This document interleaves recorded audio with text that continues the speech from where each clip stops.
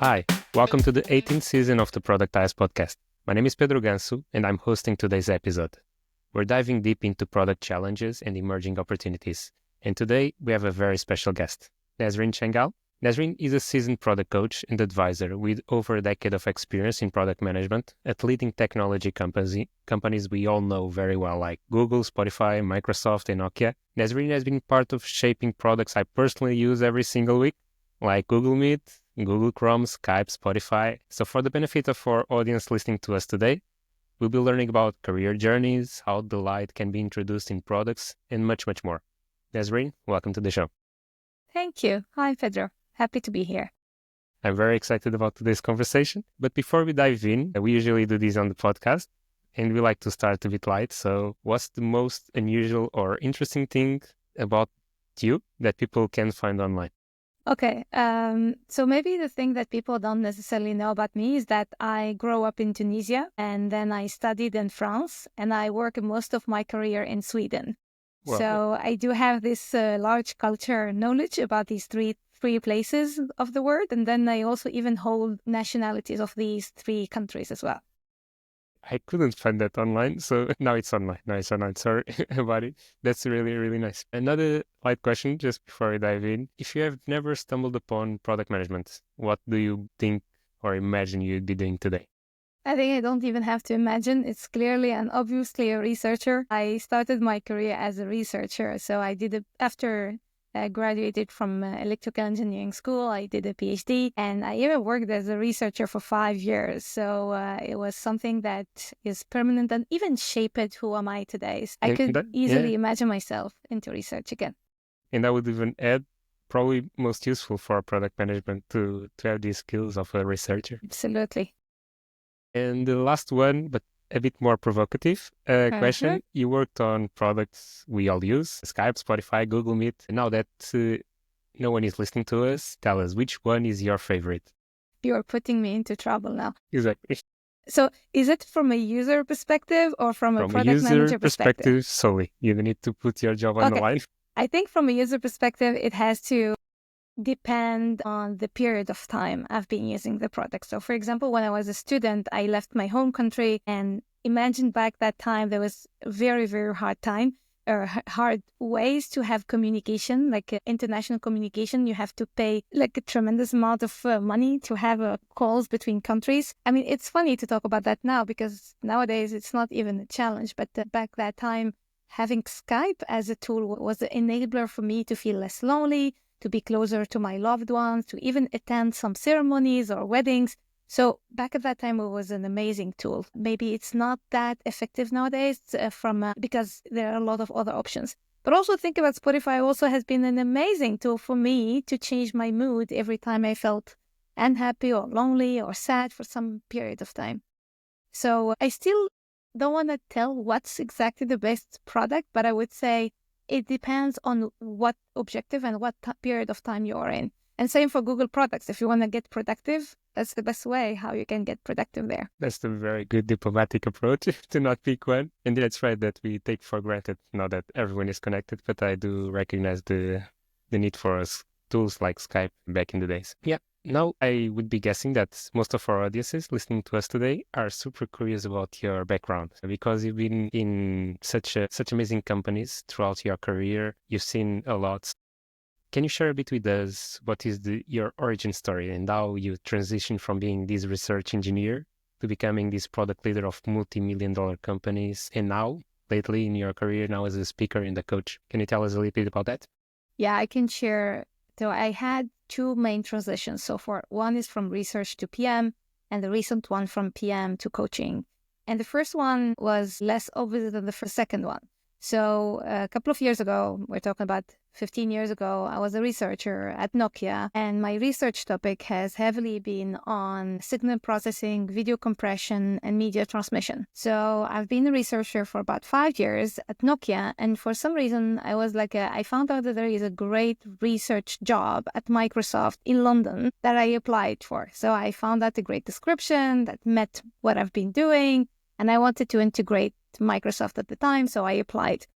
2 months later, I got a call from a recruiter from Microsoft offering me a PM job for Skype in Sweden. So nothing absolutely unrelated to what I applied for.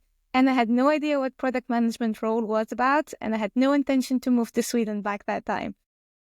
But I mean, since there was one element that was correct, which is Microsoft, I went through the interview, and throughout the entire process, I discovered what it is to build product and realized that there are synergies and similarities and skills that I can bring to that job. And they managed to convince me. So I moved to Sweden, I moved to Skype, and I left the research world. What is good about that transition is that, and I'm, by the way, getting a lot of time the question, hey, was useful from your PhD that made you a better PM? And I would say that a lot, actually. So being a researcher for more than 5 years allowed me, of course, to be able to navigate through complex problems. I mean, as a PhD student, all you have is a complex problem by yourself and figure out to find a solution for that. And that's also something you need to be comfortable with when you're a PM. The second thing that you do a lot as a researcher is market research. Of course, you have to check the state of the art and see what others has done and how can you distinguish yourself. Exactly needed for products as well. I've been multitasking a lot as a PhD or a researcher. Like you write papers, you do research, you interview, you go to conferences. So that's exactly something you need to master as a product manager. And I think the fourth element that comes to mind that PhD helped me a lot later as a PM is mastering the communication skill. So throughout my PhD, I had been like in more than 10 conferences around the world to present my research. And that helped me be much more comfortable sharing insights and knowledge. So that was the first transition. When it comes to the second transition, the reason was less straightforward, much more clear in my mind is because I thought about it even 2 or 3 years before leaving Google. So it was in my mind, it was prepared. I was already stepping into the community world. I was giving talks and even helping others while being a product manager at Google. So it was something that I really wanted to do and even give most of my time doing. It was a tougher decision to... Yes, it was driven by passion, I would say. Yeah. Yes. But it's hard to leave Google on the table, let's say. It is really for hard. Uncertainty, for the uncertainty. It is the hardest decision I've made. Yes, I have to admit, but I felt super happy when I did it because it was driven by passion. It's one of the rare decisions in my career that was driven by, I want to do more of what makes me happy. So I guess you would not regret it now that you know. No. Okay, so that's it in a nutshell. Very, very curious career that you've been having. And I'm glad that you got this invitation from Microsoft to leave research for this product world. Thank you so much for this brief introduction of your career. I hope people get inspired and also understand that being a PhD, it's not a blocker. On the contrary, there's a ton of skills that you can leverage to the PM position. And now, Nazrin, I need to talk about this. Let's start with the delight, because when we search for Nazrin on the internet, it's all about delight. So to be honest, you've been a previous speaker at the Productized conference 2 years ago, and you brought us a talk on how to create products and delight users. I was in the audience, and at the time, and let me share this with you, you were very contagious. Those ideas were really, really good. And I went back to the team I was managing at the time, and we did spend some time discussing, let's think about what is the delightful feature that we can introduce in the product. And to be honest, it was very hard to get them moving then across the exploration phase. We did exploration phase, but to actually put them on a delivery roadmap, that was another story. So at Google, you work on improving the quality of video conferencing.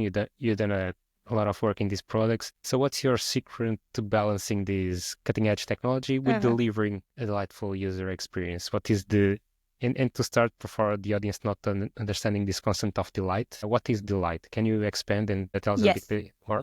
Let me first start by how do I became so vocal about delight? Because you said this is my identity on the internet. I was not sure about that, but thanks for sharing. So I've been active on conferences for a couple of years now, and most times I come with a topic. So every time a conference reaches out for me as a speaker, I share, hey, I want to talk about this topic or this topic, and I give different and various topics.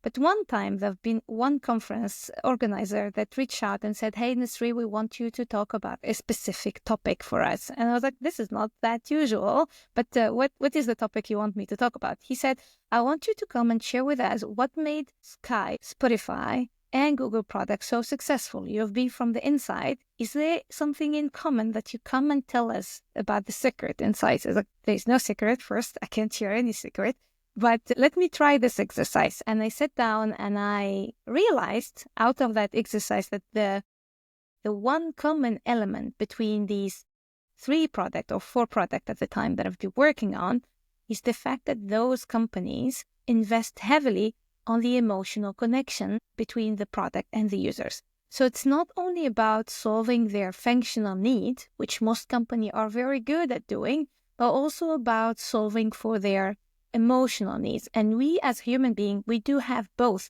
We need functional need, like for Spotify, you want to listen to music, but you also have emotional needs. You want to change your mood, or you want to get productive through music or through podcasts. So if you're building a product that solves for those 2, then you're building a delightful product that will allow for connection, like emotional connections. So that's what is delight all about. So yes, it may sound like a buzzword, but the reality behind it is that you need to build products that solve for both functional and emotional need to create emotional connection. So now you asked about, this is hard. It's hard to get it through, yes, if you're not guided how to do that. So that's why I've been, like, since I spoke at Productized, I've been providing some frameworks and some techniques in order to make it much more actionable. So, for example, when I joined Google Meet, that was exactly the same period when the entire world went through lockdown. It was COVID time, and I started at Google Meet, like I think it was month number 2 when everyone is locked down. And that was a special period for Google Meet because the usage of that tool just went from X to X10 or X100 at that time. So when I joined, I had one mission, is how can we make Google Meet much more enjoyable and less fatiguing? Like, people have been locked down and everything they have to do is they call their friends, their family, their doctors, their teacher through video calls. And so for me, it was clear. We need to make video calls less fatiguing and more enjoyable. That was my mission. So I started by identifying what motivates users to use the product and what demotivates them for using the product. And since it was COVID time, the thing that was redundant through users' interviews is the fatigue. We felt like what we called it at the time, Zoom fatigue. So the fact that you're on a long meeting calls throughout the day, we wanted to solve for that problem. And while doing that investigation, we realized that one of the reasons for the Zoom fatigue, I'm going to give you one example of features, but we did plenty of features like background replays, noise cancellation, center me, low light mode. And one of them was called minimize self-view. So one of the reasons for Zoom fatigue was the fact that you see yourself on the screen. It's not about seeing others in the screen, but it's about seeing yourself in the screen. Think about yourself moving on the street and someone holding a mirror next to you. Our brain is created to always be attracted to check how we look on the mirror. The minimize self-view is just a very simple feature that allows you to minimize or reduce your video from the screen while still broadcasting your video.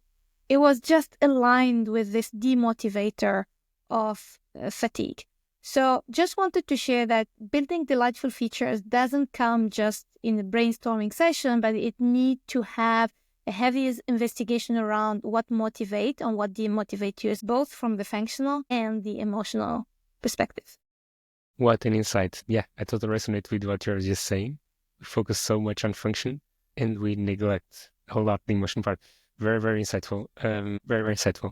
I would say inspired, educational, overwhelming, very practical, challenging, thought-provoking, meaningful, enthusiastic, nice people, innovation, and fun. Product growth mindset. new connections. Join us at the coolest product management environment this October in Lisbon. And still, how then you can put them on the roadmaps of your teams? How do you balance these things out? Because there's competing deadlines, Yes. priorities with other teams. How would you say we can put these delightful features against the others? What is your thought process on it? So I'm going to tell you a secret that will make a lot of PM jealous, but I had for a certain period of time a mission or a role to be the delight PM. I know that not every company can allow hiring a PM just to bring delight into the product, but I had about 1.5 years of my PM career being the delight PM, where 100%. my mission was to make the product more delightful. But again, that was just 1.5 years out of 15 years of career. So I'm going to share the rest of my career, which is much more relatable for others. So what works best, and again, there is no miracle. I'm not the only, all PMs struggle with the same. Even at large company, by the way, struggling with priority conflicts does happen everywhere. But there is one thing that worked quite well for me is to set quota.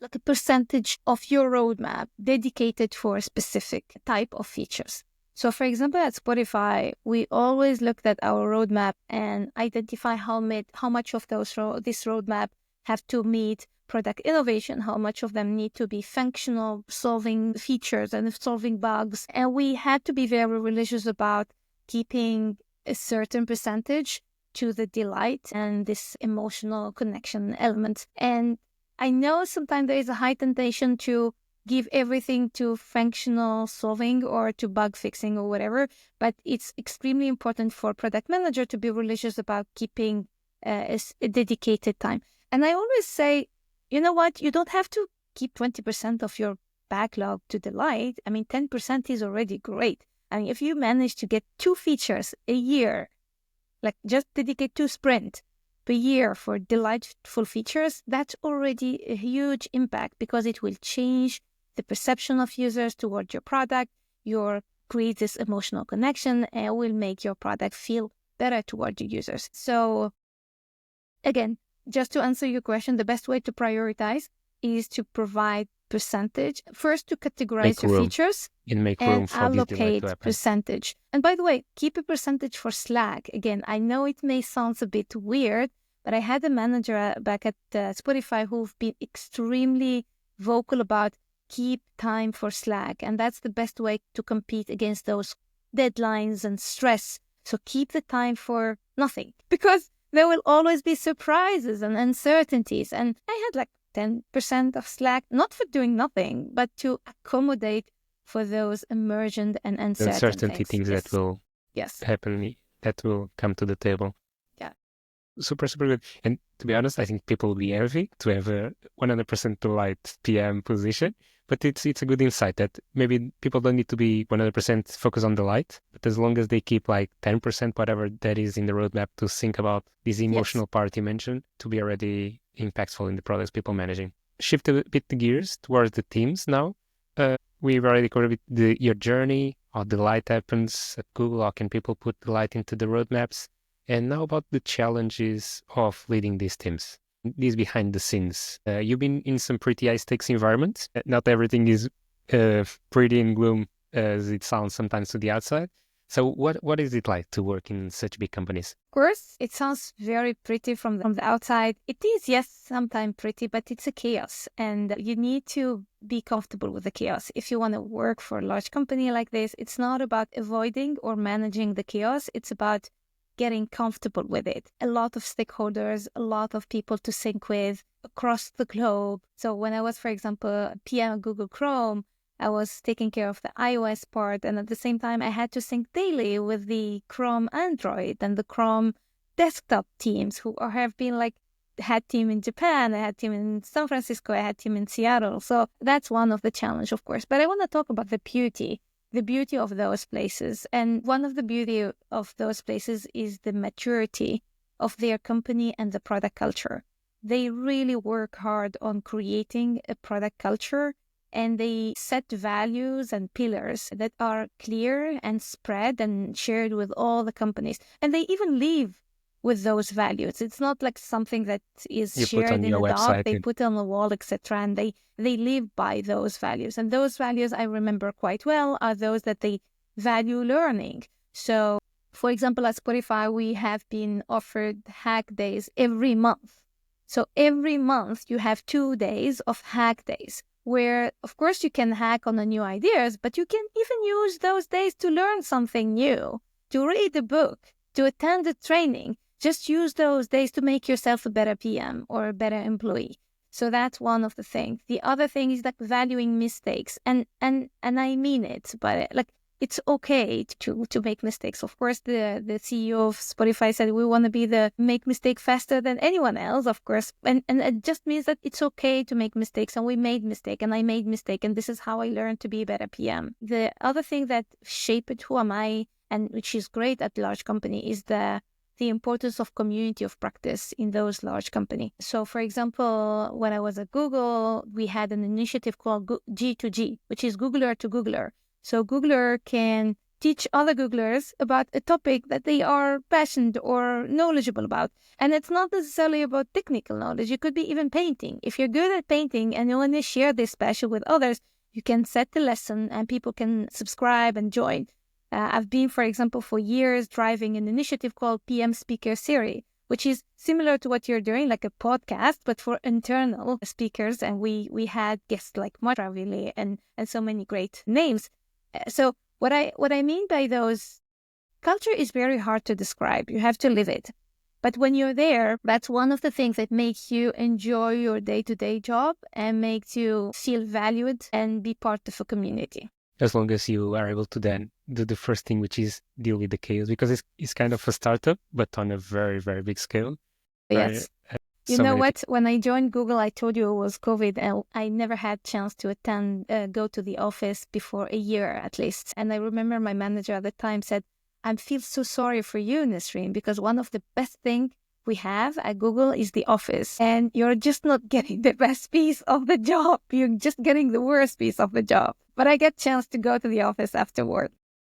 If it's clear that another thing that I didn't mind about these very big companies is that you're building for very diverse audiences with very, very diverse needs. Can you tell us a little bit how it is to be a product manager for a product that is going to be reaching out to millions of people that may have very different contexts? Something I remember quite well is, and that applies for both Spotify and Google at the same time. So when I joined those companies, the very, very first training I had was called unconscious bias training. And it's deliberate that they offer this training for the first month because you need to be aware that you're familiar with the concept of, so just for knowledge of the audience, that unconscious bias is this bias that we all have in ourselves and we don't even feel it. We're not even aware about it. So it's extremely important to try to first be aware that we all have an unconscious bias. It's not negative. It's something within us. And the fact that you're aware about it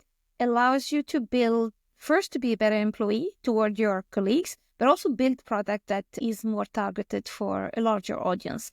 So let me explain what are the different elements that we take care of. The first one is, of course, to build product while having inclusion in mind. Inclusion is extremely important. And by the way, we have a process, for example, at Google, we have a process before shipping any product. You need to go through that process. And one of the steps is about validating inclusion. Is it inclusive enough? Does it hurt anyone? Is there anyone feeling hurt about your product? So inclusiveness is something that needs to be checked before shipping a product. So inclusiveness in mind is important when you're shipping for global users. The second one is accessibility in mind as well. So we should not only think about all valid people, but sometimes people do have some disability and they need to have these kind of features included. So when I worked at Google Chrome, we added things like screen readers or dark modes. And these are not for everyone. And I know it's for a minority, but it makes your product much more accessible. And even create this emotional connection with the other category of users because they feel, oh, actually Google care about I'm being heard. Everyone. So yes. And understanding local habit is another element that is extremely important when you're building global products. I will give you an example. When I was at Spotify, it was the beginning when Spotify wanted to start launching in India. And at that time, Spotify has been very present in Europe and the US. And they, instead of just shipping Spotify as it is in India, they sent an entire team for 6 months just studying the habit of consuming music in there. And they found out that people don't consume music the same way. And they don't expect to pay for the music the same way. They came up with a concept of payment that is extremely different from the way how people are paying for music in Europe and in so again, this is very related to the unconscious bias concept, and it's all about listing hypotheses and validating hypotheses. So if you want to launch products for global audience, then it's important to have inclusiveness, accessibility, and habit understanding in mind. Well, I can't even imagine that amount of scale, to be honest. A bit of a side question related to this. When you're doing the research for these products that are going to be reaching worldwide, do you start with the lens of I'm covering the world, or you start I'm thinking about people in Louisiana? What is the mindset? Do you think about globally, or you start locally and be progressing? I think it's important to start local. I mean, otherwise the research could be very overwhelming and not really overwhelming, but you get insights from different people with different needs and different ways, so you can't make conclusions. That's what I'm trying to say. First, try to make a conclusion out of a certain type of personas and a certain category of users. At least you have a validation toward these targeted users, and then expand. But if you start by getting insights, global insights, it's very hard to make a conclusion, and it's very hard to validate hypotheses, because that hypothesis is only for a category of users. So it doesn't necessarily mean that you need to make research for every country. But for example, at Google, we did for a certain category of countries. So we can say, okay, for Europe, we target UK. For US, it's US. For Asia, we target Japan. It's otherwise extremely hard to make those research everywhere in the world. And again, very useful that you have this background of a researcher to structure all these data points you've been collecting. So really, really interesting. I feel that I could carry on forever talking with you about these topics, but we're heading towards now the last part. And I want to deep dive a little bit about your own personal reflections, what's more on the future side of things, future trends you see coming. So now that we're heading toward the end of this conversation, I need to ask you, what advice would you give to your younger self when you were just starting out in product management? You just were invited to Microsoft Skype, you were just starting. What do you wish you had known?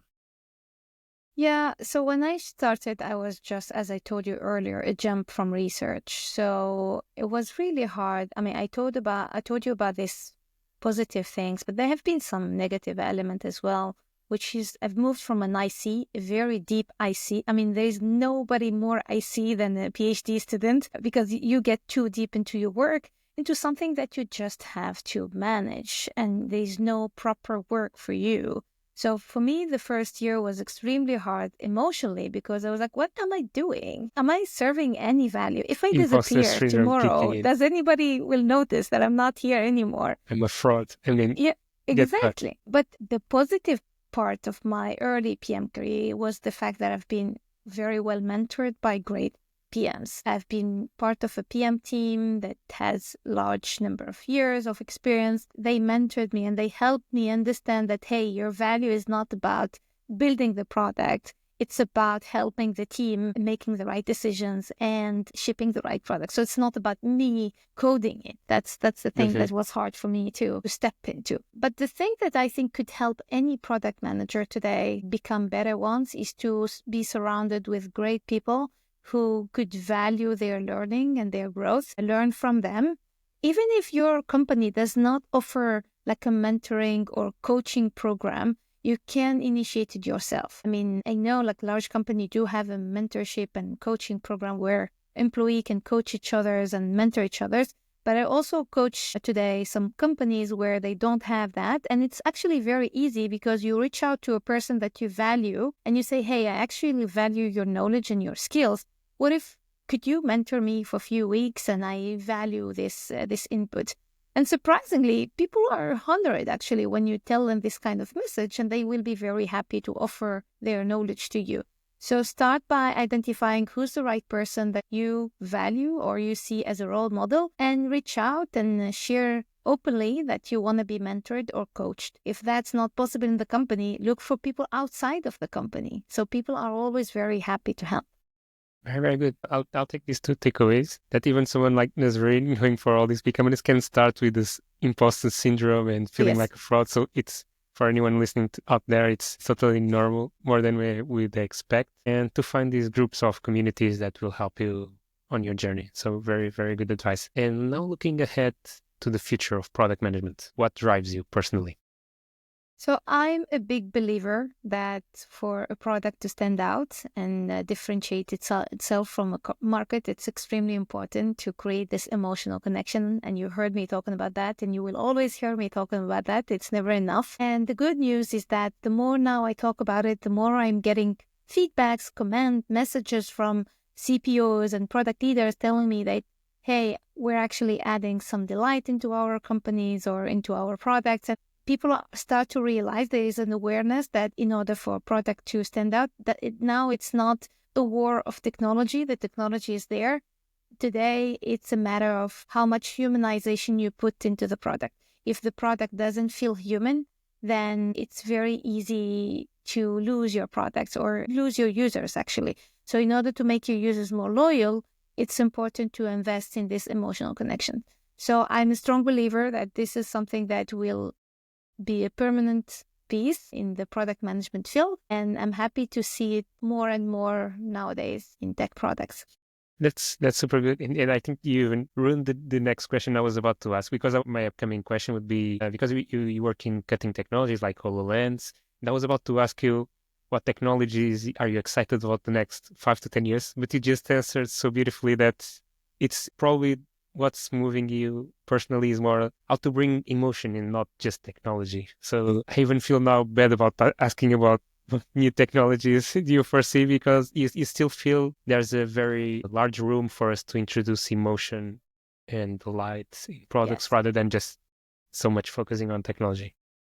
It's really crazy that you're bringing in this HoloLens project. It's been like 10 years ago, a project with one of the best. I really need to share a little bit around that, because at that time we had an amazing, ambitious project to have a Skype-to-Skype call using like a HoloLens devices. You put the HoloLens on you, and then you have to have a Skype call between Earth and the Skype. Actually, right. the intention was to send the HoloLens up to the space station and have a call between Earth and an astronaut. I mean, it was really, really one of the funnest and hardest project, because it was also secret. You're not even supposed to talk about it around you.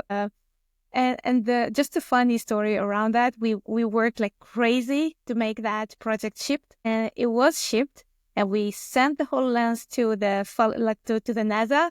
And the NASA Falcon 9 was their unique explosion. Never had an explosion in their time. It just exploded at the launch of the Falcon 9 at that time. So the HoloLens went somewhere in the space. So just to get back to your question, how I see the trends, etc. I mean, I see that there is a more and more importance in integrating emotion, even in AI. So everyone is talking about AI nowadays, and the best AI tools are the ones that can imitate your emotion, can integrate emotions into the way how you write things or you answer questions or whatever. I see that the best is, of course, to add more and more emotion into the products, because we want them to feel more and more human. Otherwise, we want to fall into the trap of having more and more robots, and we don't want to have that future for us. I personally see more and more products nowadays adding AI features into their products, but very, very soon, AI won't be a feature anymore. It will be as the internet is for the products nowadays. AI will be just a platform, and probably the companies that will then thrive are the ones that understand what you said. Absolutely. That is just, okay, you can talk with robots as long as the robots make you feel like a human, right? It's like they have At least that's the minimum you can have. The minimum. Really, really, really good. Thank you so much for your time today, Nazrin. It has been a huge pleasure to have you on this show. Before we just wrap up, I want to know, what do you have any upcoming projects or initiatives that you're involved that you want to share? Yes, I told you I have a research background. I love writing, so I'm writing a book. Actually, I've been for years now thinking about this delight concept, doing research around the emotional connection, the importance, and even created my own framework that I call the Delight Grid. And came the time where I had to put that all in the same manuscript. So I'm writing a book about it. And I'm even ambitious enough to get it out on the first of the year, 2025. So hopefully you will get it soon. People stay tuned. Yes, absolutely. So would love to get your feedback on it. That's amazing. People, don't forget, early 2025, there's a book coming from Nazrin, and it will talk about delight, which by my research, there's not that many people talking about it. So it's really a huge gap in the product management field. I personally believe that there's much more to be said and done on that area. So I'm really curious about it. I want to be the first one getting it, to get a look on it. And for our listeners, how they can find you and know more about you, where you are on the social networks and... So I am available, of course, on LinkedIn. They can reach out. I'm extremely accessible. Just send me a note and I'm happy to even jump on a conversation or answer your questions. And I recently introduced a newsletter. It's called Delight Tips, surprisingly. So it's on Substack, and I would love if people, of course, see it valuable to subscribe and follow the next steps of building this delightful world. Thank you so much. People, don't forget to subscribe to Delight Tips. And that's why Delight is such ingrained in your identity by now. And it was very delightful conversation. Thank you so much again, Nazrin. And for our listeners, don't forget to follow Productized on LinkedIn and subscribe to the podcast for more great conversations like this. You can find us on Spotify, YouTube, and most general social networks. Also follow Nazrin on LinkedIn. She's really approachable. And stay up to date, and see you on the next episode. Thank you so much. Thank you, Pedro.